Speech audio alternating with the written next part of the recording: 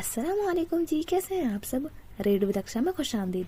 आज मैं हाजिर खिदमत हूँ न्यू नॉवल के साथ, जिसका नाम है बुत चिकन बाय अमाया खान। और ये मेरी फर्स्ट रिक्वेस्टेड नॉवल है और ये बहुत अच्छी नॉवल है। इसके रिव्यूज़ मैंने देखे हैं, बहुत ज़्यादा अच्छे हैं। मैं उम्मीद करती हूँ आपको ही पसंद आएगी। तो चलो चलते हैं नॉवल की जानिब। रात सहारों की आमाल की मानिंद सियाह और तारीख थी। किसी टिमटिमाते तारे की रोशनी का नुक्ता भी दिखाई नहीं दे रहा था आसमान पर। गहरा सन्नाटा किसी तूफान की आमद की मंतजर था। उसने तमाम पर्दे खींचकर बराबर किए और नमाज पढ़ने खड़ी हो गई। अभी उसकी नमाज खत्म नहीं हुई थी कि कमरे में कुछ सरसराहट सुनाई देने लगी। नमाज की वजह से पीछे मुड़कर न देख सकी, लेकिन जहन उलझ कर रह गया था। जबान अजबर आयत को रटे रटाए सबक की तरह पढ़ने में मशगूल थी। उसने शहादत की उंगली उठाई, पूरे जिस्म ने गवाही दी। बस एक दिल, वो खामोश रहा।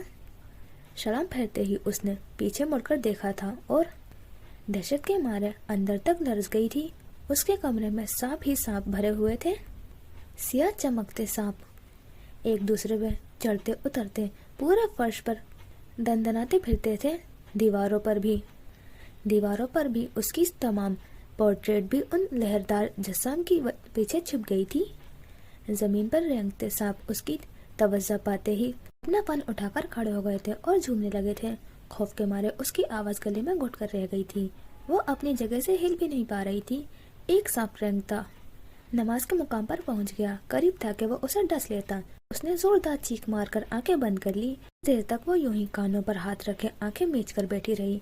फिर किसी ने आहिस्तगी से उसकी कलाई पकड़ी और हाथ कान से हटा दिया। उसने चौंक कर आंखें खोली तो कमरा बिल्कुल खाली था। न कोई सांप, न कोई फनकार, न ही कोई सरसराहट। तो क्या मैं ख्वाब देख रही थी? उसने हैरत से सोचते हुए अपनी कलाई की तरफ देखा, जिसे कोई हाथ थामे हुए था। उसने फौरन गर्दन घुमाकर देखा तो आंखें दहशत से फैल चुकी थी। वो खुद अपने सामने बैठी थी। कार की मनहूस हालत से बेखूबी अंदाजा लगाया जा सकता था कि ड्राइविंग सीट पर बैठे शख्स की क्या हालत हुई होगी। या तो वो मर चुका था या मौत से बदतर तकलीफ में मुब्तला था। ब्रायन ने कार में बैठे हुए अंदाजा लगाया। वो और Smith CHP California highway petrol officers थे। उस वक्त रात के 12 बज रहे थे और जाए हादसे पर पहुंचते उन्हें थोड़ा ही वक्त गुजरा था। कार एक तरफ खड़ी करने के बाद स्मिथ तो फौरन ही उतर गया था, जबकि ब्रायन चाहता था उस एम्बुलेंस के वहां से चले जाने के बाद बाहर निकले, जो जख्मी शख्स को स्ट्रेचर पर लेटाकर हॉस्पिटल जाने वाली थी। वो कमजोर दिल नहीं था, ये उसकी जॉब थी। मगर उस हफ्ते में तवातर से होने वाला ये तीसरा एक्सीडेंट था। पहले 2 हादसे भी इसी हाईवे पर हुए थे। 16 साल फ्राइडे लाइसेंस न होने के बावजूद भी बाप की SUV हाईवे पर ले आया था और हादसे का शिकार होकर चल बसा। दूसरा एक्सीडेंट उससे ज्यादा शदीद नौयत का था। वो गाड़ी ट्रक से टकराकर हवा में उछली और उसके परखच्चे उड़ गए थे। दोनों मियाँ बीवी के अज़ा सड़क पर बिखरे गए थे, जिन्हें जमा करने के बाद शनाख्त के लिए उनके बच्चों और रिश्तेदारों के पास ले जाने की जिम्मेदारी ब्रायन के सुपुर्द की गई थी। उस कार्रवाई के तकमील के बाद वो 3 रातों तक सो नहीं पाया था। बड़ी मुश्किल से वो अपना जहन उन दिलखराश मनाजिर से हटा पाया था कि आज एक और हादसा रहनुमा हुआ गया था। ये भी कोई नौजवान लग रहा था। ब्रायन कार में बैठा रहा जब तक एम्बुलेंस रवा नहीं हो गई। सायरन बजाती एम्बुलेंस के वहां से जाते ही वो गाड़ी से उतरा तो ट्रक कार को सड़क से हटाने के लिए आ चुका था। लेकिन उससे पहले ब्रायन जाए हादसा का पूरा तरह से जायजा लेना चाहता था। वो नपे तुले कदमों से चलता हुआ स्मिथ की नजदीक आया, जो एक शख्स का बयान लिख रहा था। उसने वो हादसा अपनी आंखों से देखा था। वो बताने आग लगा, उस स्पोर्ट्स कार ने अचानक ही इंडिकेटर दिए बगैर ही अपनी लेन चेंज की और दूसरी लेन में पीछे से आते तेज रफ्तार ट्रक की टक्कर से चकराती हुई सड़क के आखिर में जाकर उलट गई। ब्रायन ने पहले ताज्जुब से गर्दन हिलाते हुए सड़क के किनारे उल्टी कार की जानिब देखा, फिर टॉर्च ऑन करता हुआ कार की जानिब बढ़ने लगा। इसका बोनट क्रश हो चुका था और दायां हिस्सा लोहे का पंजर नजर आ रहा था। विंड स्क्रीन और खिड़कियों की तमाम शीशे छोटी छोटी किरचियों में तकसीम हो चुके थे। ब्रायन ने टॉर्च की रोशनी कार में घुमाई। ड्राइविंग सीट से इंसानी खून से रंगी हुई थी। पता नहीं एक्सीडेंट की वजह क्या थी, जहनी दबाव, ड्राइवर का नशे में होना या फिर मोबाइल पर गुफ्तगू और मैसेजेस में मसरूफ। अभी हकमी तौर पर कुछ नहीं कहा जा सकता था। अब वो और स्मिथ मिलजुल कर अच्छी तरह कार की तलाशी ले रहे थे। कार 2 सीटर थी। ब्रायन को एक्सीलेटर के पास मैट में फंसा हुआ मोबाइल फोन मिला, जिस पर खून के कतरों से पीछे चिमटी हुई थी। उसने अपनी जेब से रुमाल निकालकर फोन को अच्छी तरह साफ करने के बाद ऑन कर लिया। आखिरी कॉल अब से आधे घंटे पहले की गई थी, 11:30 बजे, यानी हादसे के ऐन वक्त। शायद यही वजह थी। ब्रायन को सख्त अफसोस हुआ। जरा सी लापरवाही जिंदगी जैसी कीमती शय से महरूम कर देती है, मगर लोग बाज नहीं आते। 90% कार के हादसे इसी बास हुआ करते थे। उसने आखिरी कॉल का नंबर दोबारा मिलाया और इंगेज नोट सुनकर बंद कर दिया। उसी असना में स्मिथ डैशबोर्ड से तमाम पेपर्स निकाल चुका था, जिसमें ड्राइविंग लाइसेंस भी मौजूद था। ब्रायन ने उसके हाथ से लाइसेंस लेकर टॉर्च की रोशनी में देखा। हारिस खान, एक निहायत खुश शक्ल नौजवान की तस्वीर के साथ उसका नाम और पता दर्ज था, जिसे पढ़ते हुए उसकी निगाहों के सामने खून में लथपथ वजूद फिर से आ गया, जिसे कुछ देर कबल ही एम्बुलेंस लेकर हॉस्पिटल रवाना हुई थी। अगर ये शख्स भी मर जाता तो ये 7 दिन में ये चौथी मौत होती, जिसका यकीनन ब्रायन को बहुत अरसे तक अफसोस रहता। बज़ाहिर तो आसार यही दिखाई दे रहे थे कि वो शख्स जिंदा नहीं बचेगा। वो औरत सर से लेकर पांव तक हूबहू उसकी जैसी थी, रत्ती बराबर फर्क नहीं था। अभी वो सांपों के गायब होने के बाद ठीक तरह से सुकून का सांस नहीं ले पाई थी कि दिल फिर से उछलकर हलक में आट का पड़ा था। बेइख्तियारी में उसने हथेली को जमीन पर जमाकर अपना बोझ उस पर डालते हुए पीछे सरकने की कोशिश की। जहाँ तक उसे याद था, इबादत के उस मुकाम पर कभी भी आईना नजर नहीं था। उसके पहलू में बैठा इंसानी वजूद उसका अक्स हरगिज नहीं हो सकता था। उसका तो लिबास भी मुख्तलिफ था। वो तो शायद उस पोर्ट्रेट से बाहर निकली थी, जिसके बारे में उसका ख्याल था कि वो उसकी सबसे हसीन तस्वीर है। उसका दिल चाहा वो उसे छू कर देखे, क्या खबर ये उसका वहम हो। फिर वो रुक गई। अभी तक कलाई पर उसकी गिरफ्त का एहसास बाकी था। कौन हो तुम? बड़ी मुश्किल से हिम्मत मुस्तमा की। फिर पूछा था उसने, जिसका जवाब एक तमस्कराना मुस्कुराहट के साथ दिया गया था। मैं तुम हूँ। ये कैसे हो सकता है? वो ज़ेरे लब बड़बड़ाई। उस औरत ने उसकी हैरत का मजा लेते हुए पूछा, क्यों नहीं हो सकता? वैसे तुम इतनी हैरान आखिर किस वजह से हो? बेनियाजी से उसने अपने हाथों पर पहनी अंगूठी से खेलते हुए उसे तंज किया। ऐसे बन रही हो जैसे खुद को पहचानती ही नहीं। कभी आईना नहीं देखा क्या? अब उसका वो भला क्या जवाब देती?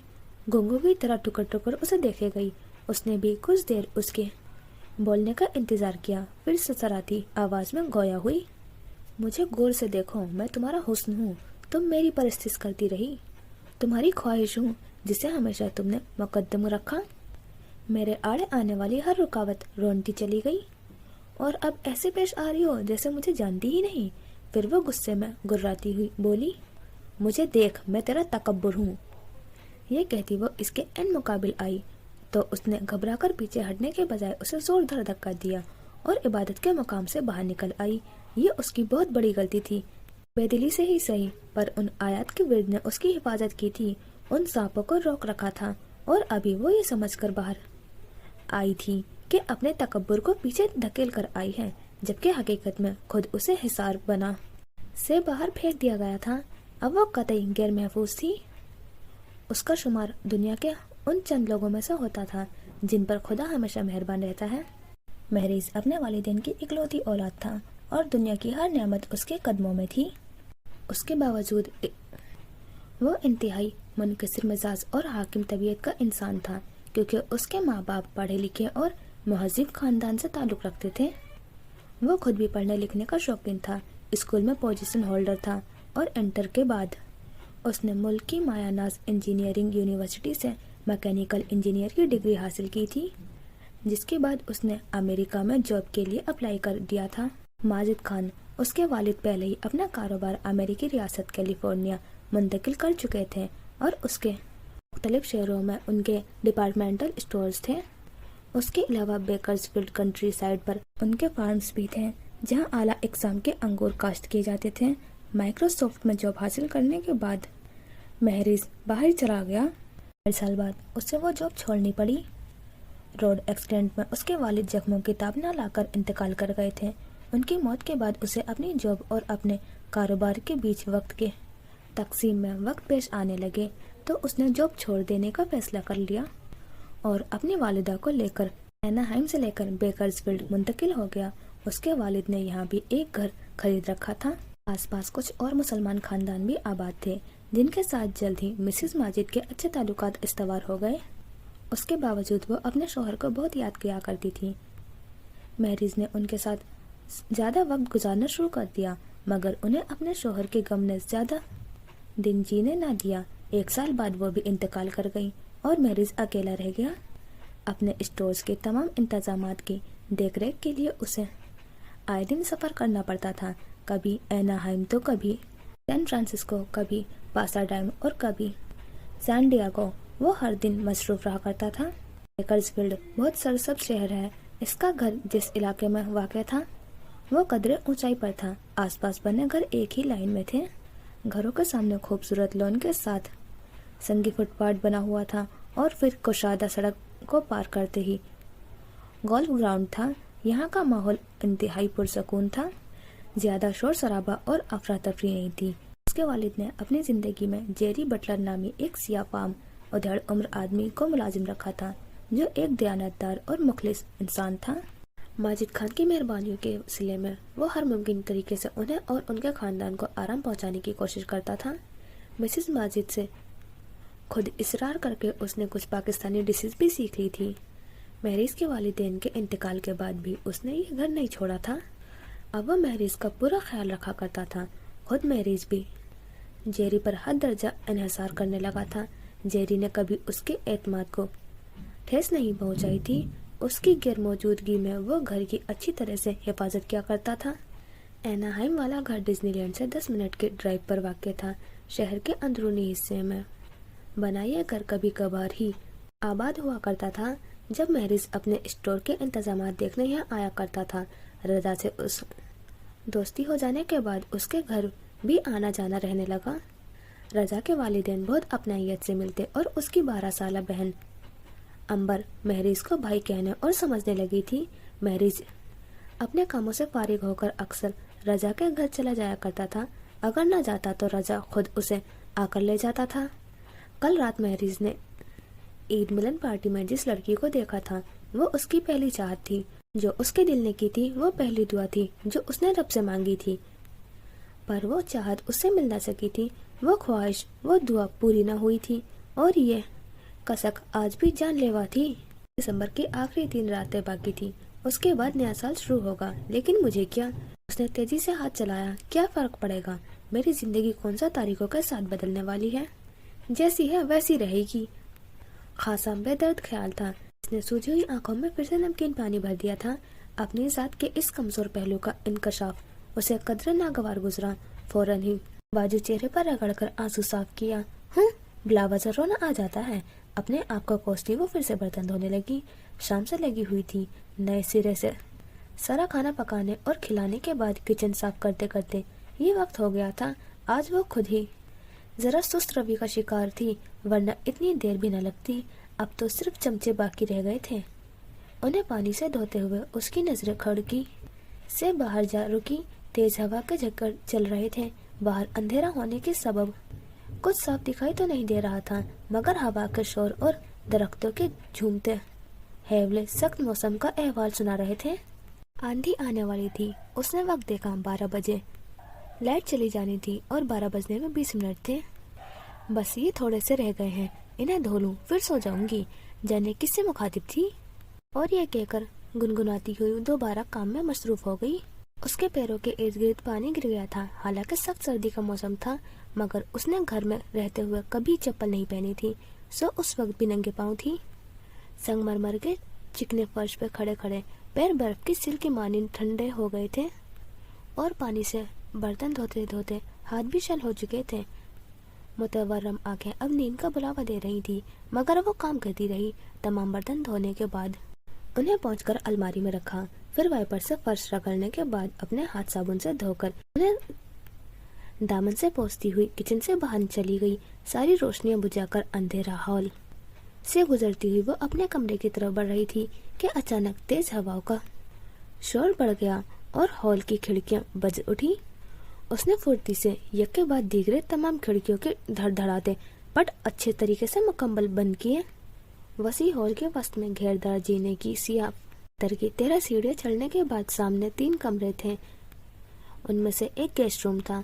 उसके कमरे की खिड़कियों का बंद करना भी जरूरी था। अंधेरे के बावजूद वो तेजी से जीना फलांगती हुई उस मुस्तकिल कमरे तक पहुंच गई जिसके फालतू होने की बना पर शायद रस्मन उन लोगों से मंसूब कर दिया गया था जो शाजो नादिर ही इस घर में आते थे। कयाम करना तो दूर की बात है। कमरे में दाखिल होते ही बंगले का खूबसूरत लॉन, गेट के साथ सड़क और फिर नहर का किनारा बखूबी दिखाई दे रहा था, क्योंकि पूरी दीवार ही शीशे की थी, जबकि दोनों आखिरी सिरों पर हवा और खुशबू की आमद दरख्त के जारी रखने की गर्ज से बनाई गई 2 जालीदार खिड़कियां नस्ब थी। शीशे के पास खड़े होकर अभी हाथ बढ़ाना ही था कि बादल जोर से गरजे और साथ ही मूसलाधार बारिश शुरू हो गई। वो धीमे से मुस्कुराती वहीं बैठ गई। उसे बारिश बहुत अच्छी लगती थी। सड़क के साथ बने फुटपाथ से उतरकर के किनारे बेड मजनून और सफेदे के दरख्तों की लंबी कतार थी। बेड मजनून तो हस्ब आदत अपने बारीक पत्तों की झालर नहर के पानी में डुबो कर खड़े थे। पानी का बहाव हरदम उन्हें साथ ले जाने की कोशिश में लगा रहता था। वो दिन में कई बार देख चुकी थी। अब रात के वक्त भी वही नजारा था, मगर रंगों की तब्दीली नुमाया थी। सफेदे के बेशुमार फ्लावर दरख्त अपनी मजबूत तने की ताकत पर नाजा फकत बालाई हिस्से हवा का साथ देते बराबर झूम रहे थे। बढ़ती बारिश के साथ मिट्टी की सौंधी खुशबू हवा में शामिल होने लगी। उसने एक गहरी सांस ली और उस भीगी रात का हिस्सा बन गई। लैंप पोस्ट की रोशनी में नजर आती मटियाले रंग की धुलधुलाकर सड़क सियाह रंग में तब्दील हो चुकी थी। उसने शायद इर्तिकाज की गर्ज से बाएं आंख को उंगली से पोरों से बंद किया और फिर खुली आंख से सड़क पर गिरती बारिश के कतरों का बगौर जायजा लेने लगी। फिर उसके ख्याल की तस्दीक हो गई। ये आम पानी के मामूली कतरे ना थे। जमीन को सितारों की दीद से महरूम रखे जाने पर आसमान का इजहार बरहमी था कि बादलों का सीना चीर कर ये बाकुवत जमीन की तरफ फेंके जाने वाले सितारे पाश पाश हो रहे थे। नहीं तो फिर ये हीरो के थे, तभी इतना जगमगा रहे थे। वरना बारिश की पानी इतनी चमक कैसे हो सकती है कि आंखों में चुभने लगे और शायद उन्हीं अनगिनत हीरो के चकनाचूर टुकड़े उड़कर आंख में चुभते थे। उसने फौरन आंखें मीच ली। वो कुछ पल यूं ही आंखें बंद की बैठी रही। फिर जैसे ही दोबारा आंखें खोली, लाइट चली गई थी। सड़क अंधेरा हो गया। अब सिर्फ पानी की आवाज थी। हीरो की चमक नजर से ओझल हो चुकी थी। कमरे में पहले ही अंधेरा था और वैसे भी उसे डर नहीं लगता था, मगर नहीं, शायद सिर्फ उस कमरे में डर नहीं लगता था उसे, वरना वैसे तो हर दम बस खौफजदा ही रहा करती थी। ये कमरा सिर्फ इंतहाई जरूरी फर्नीचर से आरास्ता था। एक बेड और टेबल के अलावा कुछ भी नहीं था। इसलिए बतौर गोशे आफियत उसने इस जगह का इंतखाब कर रखा था कि ये सादा सा कमरा उस आलीशान घर से इतना मुख्तलिफ था कि उसका हिस्सा ही नहीं लगता था। दूसरी अहम वजह यह भी थी कि उस कमरे से दिखाई देने वाले मंजर ने आसमान और जमीन की वसतों को उसकी दस्तरस में दे रखा था। बावजूद इसके कि जमीन कुछ तंग थी उसके लिए और आसमान खुला, मगर जो भी था गनीमत था। लाइट चले जाने के कुछ लम्हों बाद तक तो सब कुछ गैर वाज़ेह था। फिर जब आहिस्ता आहिस्ता आंखों को अंधेरे से उनसियत हुई तो बहरूनी मंजर अपनी याद समेत कदरे बायनी नजर आए। रात बिल्कुल सियाह थी जो अब न रही थी, शायद बादलों के सबब, जिनकी अजीब सुरमई सी रोशनी ने ताहिर निगाह आसमान का अहाता कर रखा था कि जमीनी अजसाम भी वजूद खोने के बजाय फकत सायों में तब्दील हो गए थे। बारिश अभी तक हो रही थी। बादलों की गड़गड़ाहट के साथ थोड़ी बहुत बिजली चमक जाती थी। लम्हा भर को नजरें चुंदिया जाती और फिर वही दोबारा सुरमई अजसाम। मुसलसल बारिश ने खनकी में खातिर खवा इजाफा किया था। उसके हाथ पैर तो पहले से ही ठंडे बर्फ हो रहे थे, मगर जमीन पर इतनी देर तक बैठे रहने के बाद अब रीढ़ की हड्डी में भी दर्द होने रहा था। वो कपकपाते बदन को बाहों में समेटती आगस्तगी से उठी और बिस्तर पर रखा कंबल उठाकर अपने गिर्द अच्छी तरह से लपेटकर दोबारा कालीन पर बैठकर बारिश देखने लगी, जो अब तिरछी होकर शीशे से टकरा रही थी। उसने अपना रुख कांच की दीवार से इस कदर नजदीक कर लिया था कि ठंडक और नमी से चेहरा तर होने लगा था। इतनी कड़ाके की सर्दी में वो बारिश में भीगने का رسک تو نہیں لے سکتی تھی. مرنے کی خواہش رکھنے کے باوجود خودکشی کی ہمت نہیں تھی اس میں، اور وہ مرنا کیوں چاہتی ہے؟ اپنے دل کو سوال کا جواب دینے کے بجائے وہ منتظر نگاہوں سے آسمان کی جانب دیکھنے لگی، جیسے جواب وہاں سے ملنے والا ہو. ہمیشہ کی طرح آج بھی امید باندھے بیٹھی تھی کہ شاید وہ دیکھ پائے گی. خواہش اوقات سے کہیں بڑھ کر تھی. آگے پیچھے بہت سے لمحے سرک گئے اور نظریں اس کی طرف ناکام پلٹ آئی. آج بھی کوئی معجزہ رہنما نہیں ہوا. تنزیہ ہنستی خود کو بے عزت کرنے کے لیے تھی. تبھی سرگوشی سنائی دی. کوئی بات نہیں، تم نہ صحیح، پر وہ تو تمہیں دیکھ رہا ہے اور وہ جانتا ہے کہ تم پہ قصور ہو. آواز دل کے پاس سے ہی ابھری تھی. اس کی جوش رگ سے بھی زیادہ قریب ہے، مگر ضمیر اسے تسلی دینے والے بحث پر آمادہ نظر آتا تھا. نہیں، غلطی میری ہی تھی. میں نے انہیں غصہ نہ دلایا ہوتا تو یہ سب کچھ نہ ہوتا. پر وہ یہ بھی اچھی طرح جانتی تھی کہ کوئی نہ کوئی وجہ مل ہی جاتی تھی انہیں، چاہے وہ کچھ کہتی یا پھر چپ رہتی. اس کا سر درد سے پھٹ رہا تھا. باقی ماندہ جسم کی چوٹیں ہمیشہ سے قابل برداشت تھی. کام کرنے کی عادت کی وجہ سے جسم کو سختی سے جانے کی عادت ہو چکی تھی، اس لیے زیادہ وقت نہیں ہوتی تھی. لیکن زہر بھرے جملے ہر شب سیاہ ناگ کا روپ دھار کر اسے ہراساں کرتے تھے. ابھی بھی اس کا آدھا سر درد سے پھٹا جا رہا تھا. کیا وجہ تھی؟ آج کا واقعہ اتنا غیر معمولی تو نہ تھا کہ 5 گھنٹے گزر جانے کے باوجود درد کا احساس باقی ہے. وہ سوچ میں ڈوبی تھی. پھر کچھ اس دل کو بے قراری ہے، سینے جو آئے زخم کاری ہے. وہ دھیمے سروں میں گنگنانے لگی. بارش کے قطرے سادہ سے موسم میں موسیقی چھیڑ رہے تھے. بے خودی بے سبب نہیں غالب، کچھ تو ہے جس کی پردہ داری ہے. اسے معلوم بھی نہ ہو سکا اور آنسو اس کے چہرے پر پھیلتے چلے گئے. آج شاید رو کر ہی دل ہلکا ہونا تھا، ورنہ اکثر تو گیت ہی مرہم بن جایا کرتے تھے. اشعار کی محفل میں ہر خیال مجسم صورت اس کے سامنے آئے موجود ہوتا. درد ہو یا امید، وہ اپنے جذبات کے ہاتھ میں ہاتھ ڈال کر رات بسر کرتے اکثر خالی کمرے میں آ جایا کرتی تھی. اس کا اپنا کمرہ صرف صبح کے لیے تھا. ہر نئے دن کی شروعات وہی سے ہوا کرتی تھی، مگر رات کو وہ یہاں بیٹھ کر اپنے آپ سے باتیں کرتی تھی. پھر اسے کسی اور کی موجودگی کا بھرپور احساس ہونے لگا. کوئی اور بھی ہے جو رات کے اس پہر اس کی تنہائی میں شریک ہے، اور جو کچھ بھی وہ سوچ رہی ہے، کہہ رہی ہے، اسے نہایت توجہ سے سن رہا ہے. اس لیے اب ہمیشہ وہ اسی سے مخاطب ہوتی اور اپنے تمام دکھ درد کہہ دیتی. حالانکہ وہ سب کچھ جانتا تھا، پھر بھی وہ کہتی رہتی، ہنستے روتے گیت گاتے اپنے دل کی ہر بات اسے بتاتی. اب بھی ہولے سے گنگناتے ہوئے وہ اپنے بالوں کی چوٹی کھولنے لگی. ہلکے ہاتھ سے بل کھولتے ہوئے اس نے اپنی انگلیوں سے گردن کو بھی سہلایا. درد کو تھوڑا آرام ملا تھا. وہ بار بار یہ عمل دہرانے لگی. تبھی اس کے ہاتھ اکڑے ہوئے ڈھیر بالوں کے گچھے میں الجھ کر رہ گئے. وہ حیرت سے اپنے ہاتھ میں آئے ٹوٹے بالوں کو دیکھنے لگی. اوہ، تو اس لیے اتنی تکلیف ہو رہی تھی. شام کو کیا ہوا تھا؟ اسے یاد آنے لگا. جب ان کی بات اختلاف کرتی وہ اٹھ کر جانے لگی تو انہوں نے اس کے بالوں سے پکڑ کر اسے واپس اپنی طرف کھینچا تھا. اس کی چیخ نے انہیں اس کی تکلیف کا احساس دلایا تھا، تو پھر انہوں نے اس کے بالوں کو چھوڑا ہی نہیں. اسی طرح سر کو خوب جھٹکے دے کر چہرے پر ربڑ کی چپل مارتے ہوئے اسے بلبلاتے دیکھ کر انہیں تسکین میں ہو رہی تھی. جتنی تکلیف وہ انہیں دیا کرتی تھی اس سے کئی زیادہ سزا دینی تھی اسے. ہاتھ کے ساتھ ساتھ زبان بھی شعلے اگل رہی تھی. کمینی ذلیل، زبان چلاتی ہے آگے سے، دیکھ اب کیا بولے گی، بول. منہ پر چپلیں مارتے ہوئے بار بار اس پہ یہی کہا جا رہا تھا. ہر مزاحمت چھوڑ کر وہیں کھڑی وہ مار کھاتی رہی. اب تو کوئی بچانے والا نہیں رہا تھا. انہیں روکنے والے ہاتھ من مٹی تلے دب چکے تھے. خوب مار چکنے کے بعد بلاخر تھک کر انہوں نے اس کی جان چھوڑ دی تھی اور کھانا لانے کے لیے کہا. وہ اپنے آنسو پوچھتی کچن میں چلی آئی. شام 7 بجے سے رات 12 بجے تک وہ کام کرتی رہی تھی. ہر روز اسی طرح کام میں خود کو الجھا کر اپنا وقت گزارنا آسان تھا. مار تو وہ اتنے عرصے سے کھاتی آ رہی تھی کہ جسم ہر درد سے عاری ہو چکا تھا، مگر وہ ان گالیوں اور کوسوں کا کیا کرتی جو اس کا دل چھلنی کر دیا کرتی تھی. اب بھی اس نے گڑ گڑا کر اپنی موت کی دعا مانگی تھی.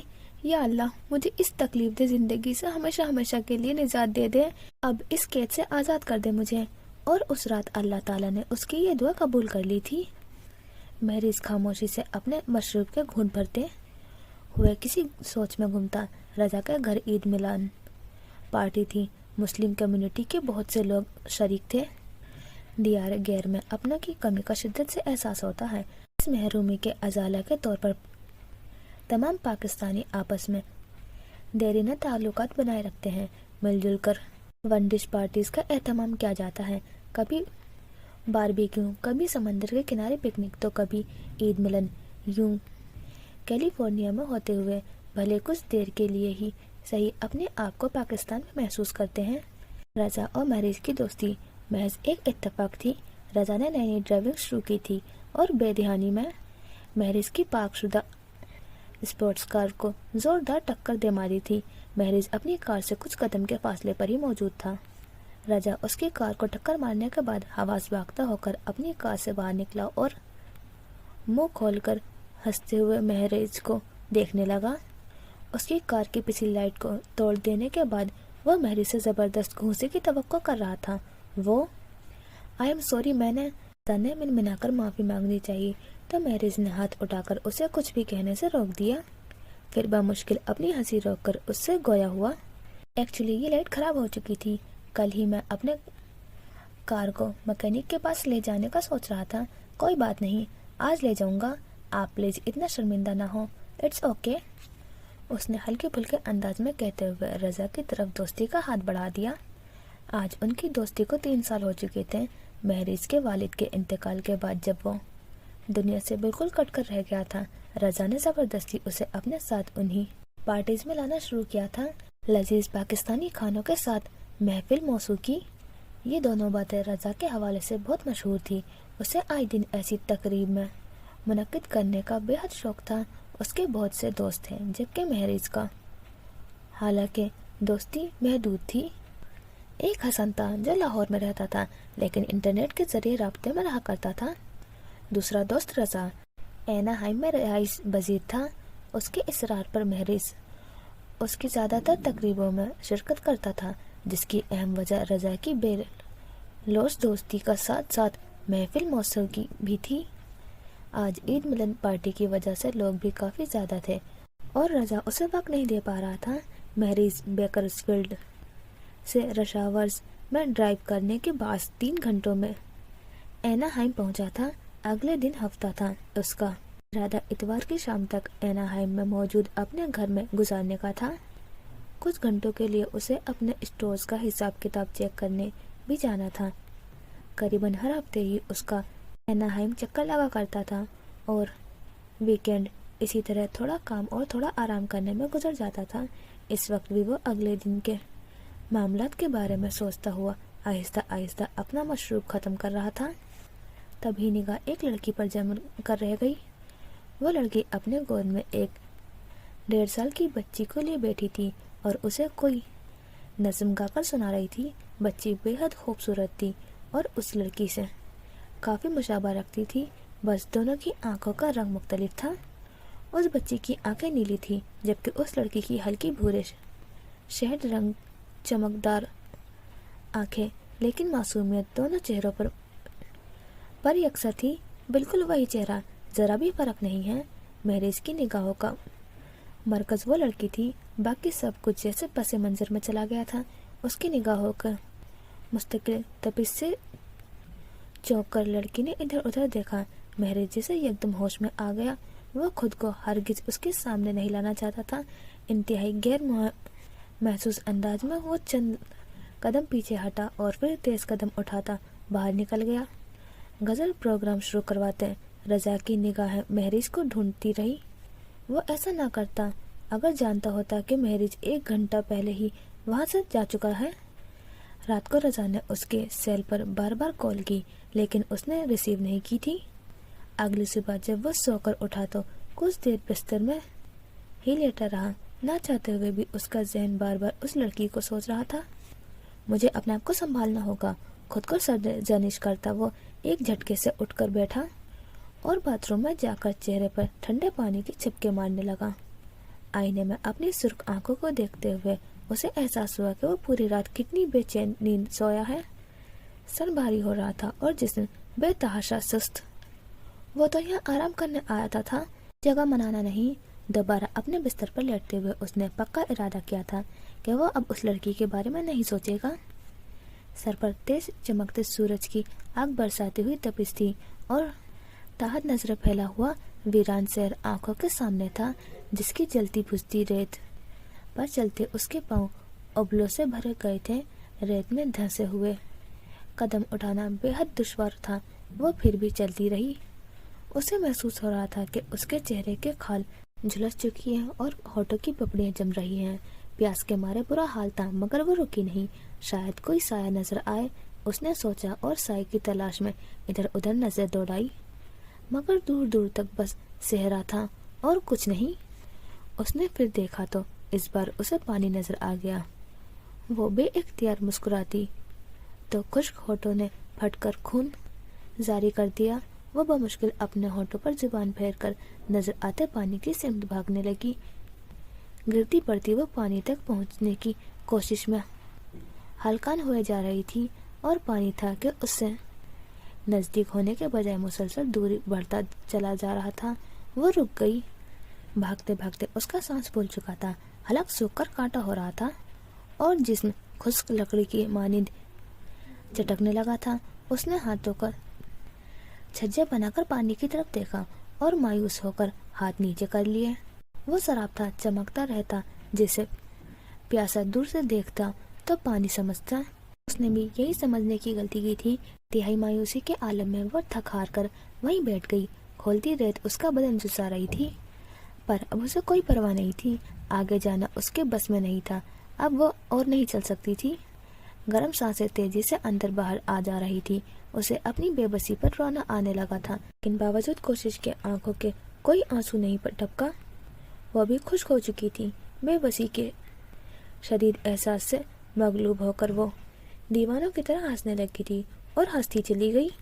اچھا جی، یہ ہو گیا ہمارا ایپیسوڈ 1 کمپلیٹ. اور اس میں ابھی کچھ کریکٹر سے ریویل ہوئے ہیں، جس میں سے برائن اور مہریز ہیں، اور ایک لڑکی اسٹارٹ میں دکھائی تھی. اسے ہلوسینیشنز ہوتے ہیں یا کچھ اور مسئلہ ہے تو ابھی اس کا تو معلوم نہیں ہے، لیکن مہریز کا ایکسیڈنٹ ہوا ہے اور اب اس کی ڈیتھ ہوتی ہے یا پھر آگے کیا ہوتا ہے یہ ابھی معلوم نہیں. لیکن برائن ایک آفیسر دکھایا ہے اور دونوں کی ہسٹوری کیلیفورنیا کی دکھائی ہے، تو دیکھتے ہیں آگے کیا ہوگا. اور اگر آپ نے اب تک میرا چینل سبسکرائب نہیں کیا ہے تو جلدی سے کر دیں اور ویڈیو کو کر دیں لائک، جس سے اس کا نیکسٹ ایپیسوڈ سب سے پہلے آپ تک آئے. تو ملتے ہیں انشاءاللہ نیکسٹ ایپیسوڈ میں. خدا حافظ، اپنا خیال رکھنا.